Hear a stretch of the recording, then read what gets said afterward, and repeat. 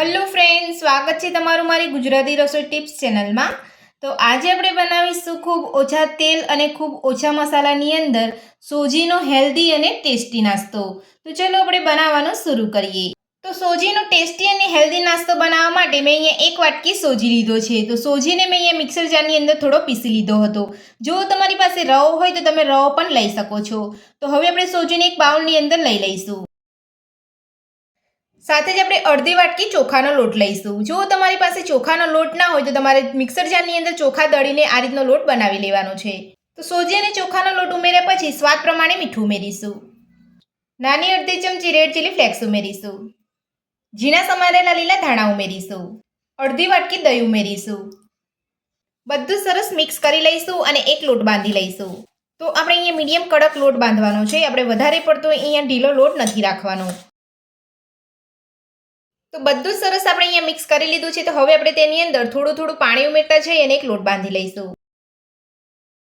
તો સામટું પાણી તમારે અહીંયા નથી ઉમેરવાનું, આ રીતે તમારે થોડું થોડું પાણી ઉમેરીને લોટ બાંધવાનો છે। તો આ નાસ્તો ખાવામાં એકદમ ટેસ્ટી લાગતો હોય છે અને એકદમ સોફ્ટ બનીને તૈયાર થાય છે। તો થોડું થોડું પાણી ઉમેરતા જઈએ અને આપણે નાસ્તાનો લોટ અહીંયા બાંધી લીધો છે અને તમે જોઈ શકો છો આ રીતનો આપણે અહીંયા લોટ બાંધવાનો છે। તો હવે આપણે લોટને ઢાંકીને 10 મિનિટ માટે રહેવા દઈશું, ત્યાં સુધી આપણે નાસ્તાનો મસાલો બનાવી લઈશું। તો નાસ્તાનો મસાલો બનાવવા માટે આપણે ગેસ ઉપર એક પેન રાખ્યું છે। તો પેનની અંદર આપણે 2 મોટી ચમચી જેટલું તેલ ઉમેરીશું। તેલને ગરમ થવા દઈશું। તો તેલ આપણું અહીંયા ગરમ થઈ ગયું છે। તો હવે આપણે તેની અંદર નાની અડધી ચમચી રાઈ ઉમેરીશું। નાની અડધી ચમચી સફેદ તલ ઉમેરીશું। ઝીણા સમારેલા લીલા મરચાં ઉમેરીશું। નાની અડધી ચમચી જીરું ઉમેરીશું। બધું સરસ મિક્સ કરીને સાતળી લઈશું। ઝીણી સમારેલી ડુંગળી ઉમેરીશું। બધું સરસ મિક્સ કરી લઈશું। તો ડુંગળી ઉમેરીને બધું સરસ મિક્સ કરી લીધા પછી હવે આપણે તેની અંદર લીલા વટાણા ઉમેરીશું। બધું સરસ મિક્સ કરી લઈશું અને બધું સરસ સાતળી લઈશું। તો બધું સરસ આપણે અહીંયા સતરાઈ ગયું છે। તો હવે આપણે તેની અંદર મસાલા ઉમેરીશું। નાની અડધી ચમચી હળદર પાવડર ઉમેરીશું। નાની અડધી ચમચી ગરમ મસાલો ઉમેરીશું। નાની અડધી ચમચી ધાણા જીરું પાવડર ઉમેરીશું। નાની અડધી ચમચી કાશ્મીરી લાલ મરચું ઉમેરીશું। સ્વાદ પ્રમાણે મીઠું ઉમેરીશું। બધું સરસ મિક્સ કરી લઈશું। તો બધું જ આપણે અહીંયા સરસ મિક્સ કરી લીધું છે। તો હવે આપણે તેની અંદર બાફેલા બટાકાનું છીણ ઉમેરીશું। તો મેં અહીંયા 3 મીડિયમ સાઇઝના બાફેલા બટાકા લીધા હતા। તો જો તમે અહીંયા નાસ્તો વધારે બનાવવા માંગતા હોય તો તમારે બટાકાનું પ્રમાણ વધારે રાખવાનું છે। તો બાફેલા બટાકાનું છીણને આપણે મસાલા સાથે સરસ મિક્સ કરી લઈશું। તો બધું જ આપણે અહીંયા સરસ મિક્સ કરી લીધું છે। તો હવે આપણે થોડું મેસરથી મેશ કરી લઈશું, તો આપણા જે વટાણા છે એકદમ સરસ રીતે મિક્સ થઈ જાય।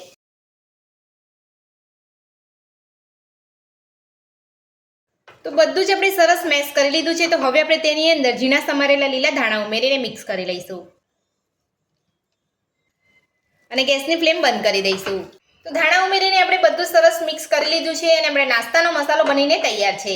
તો હવે આપણે નાસ્તાના મસાલાને ઠંડો થવા દઈશું। તો હવે આપણે જે નાસ્તાનો લોટ બાંધીને રાખ્યો હતો તે ચેક કરી લઈશું। તો આપણો સોજી ફૂલી અને આપણે અહીંયા નાસ્તાનો લોટ સરસ રીતે સેટ થઈ ગયો છે। તો હવે આપણે તેમાંથી એક મોટો લુવો લઈ લઈશું।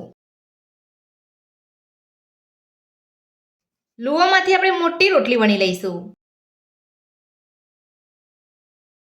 તો લુવામાંથી આપણે અહીંયા પતલી મીડિયમ રોટલી વણવાની છે, વધારે પડતી આપણે અહીંયા જાડી રોટલી નથી વણવાની। જો તમારે વણતી વખતે અહીંયા તમારે લોટનો ઉપયોગ કરવો હોય તો તમે કરી શકો છો।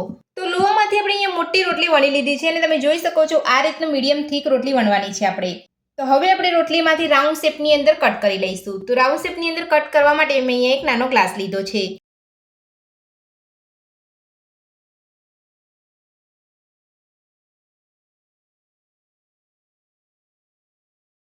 તો આ રીતે કટ કરી અને આપણે વધારાનો લોટ કાઢી લઈશું।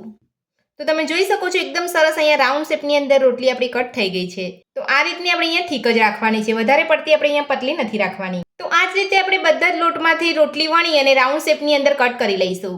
તો બધી જ રોટલી વણી અને આપણે અહીંયા રાઉન્ડ શેપની અંદર કટ કરી લીધી છે અને બીજી બાજુ આપણે નાસ્તાનો મસાલો પણ ઠંડો થઈ ગયો છે। તો હવે આપણે મસાલાને કટ કરેલી રોટલીની અંદર ભરી લઈશું। તો આ રીતે તમારે અહીંયા થોડો મસાલો લઈ લેવાનો છે, વધારે પડતો મસાલો નથી લેવાનો। જો તમે વધારે મસાલો લઈ લેશો તો તમારો નાસ્તો અહીંયા ફાટી જશે। તો હવે આપણે મસાલાને કટ કરેલી બીજી રોટલી લઈ અને કવર કરી લઈશું. તો આ રીતે તમારે ચારે બાજુથી રોટલીને કવર કરી લેવાની છે. તો આપણે અહીંયા આંગળીની મદદથી આપણે અહીંયા કવર કરી લીધી છે. તો હવે આપણે અહીંયા કાંટાવાળી ચમચીથી આપણે દબાવી લઈશું.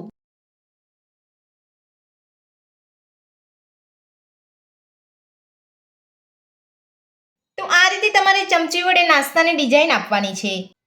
તો તમે જોઈ શકો છો આપણો નાસ્તો એકદમ સરસ દેખાઈ રહ્યો છે.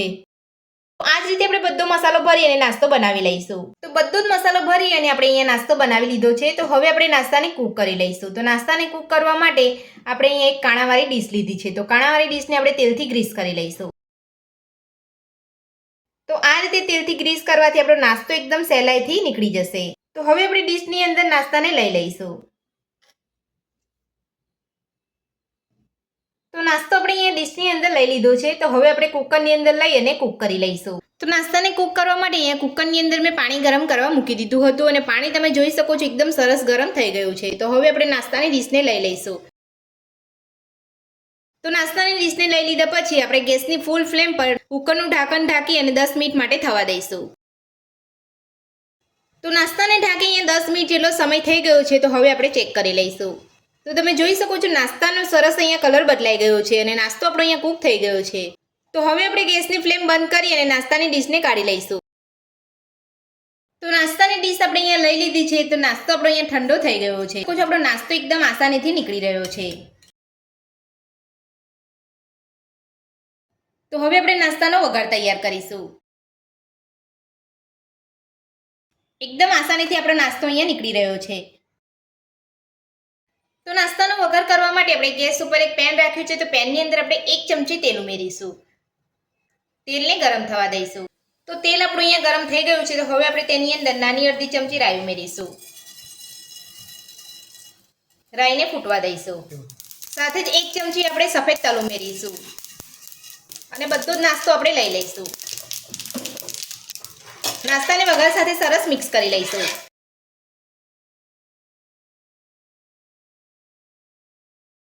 તો નાસ્તાને આપણે અહીંયા વઘાર સાથે મિક્સ કરી લીધો છે અને આપણો નાસ્તો બનીને તૈયાર છે. તો હવે આપણે નાસ્તાને સર્વ કરી લઈશું. તો ખૂબ ઓછા મસાલા અને ખૂબ ઓછા તેલની અંદર સોજીનો નવો નાસ્તો બનીને આપણો તૈયાર છે અને આપણે એક પ્લેટની અંદર સોસ સાથે સર્વ પણ કરી લીધો છે. અને તમે જોઈ શકો છો નાસ્તો આપણો દેખાવમાં એકદમ સરસ દેખાઈ રહ્યો છે અને ખાવામાં પણ એકદમ ટેસ્ટી લાગતો હોય છે અને નાસ્તો આપણો એકદમ સોફ્ટ બન્યો છે. તો આ સોજીનો નવો નાસ્તો બનાવવાની રીત તમને મારી કેવી લાગી મને કોમેન્ટ બોક્સમાં કોમેન્ટ કરીને જરૂરથી જણાવજો. આજની રેસીપી પસંદ આવી હોય તો વિડીયોને લાઇક કરજો, ચેનલને સબસ્ક્રાઇબ કરજો, તમારા મિત્રોને જરૂરથી શેર કરજો. Thank you.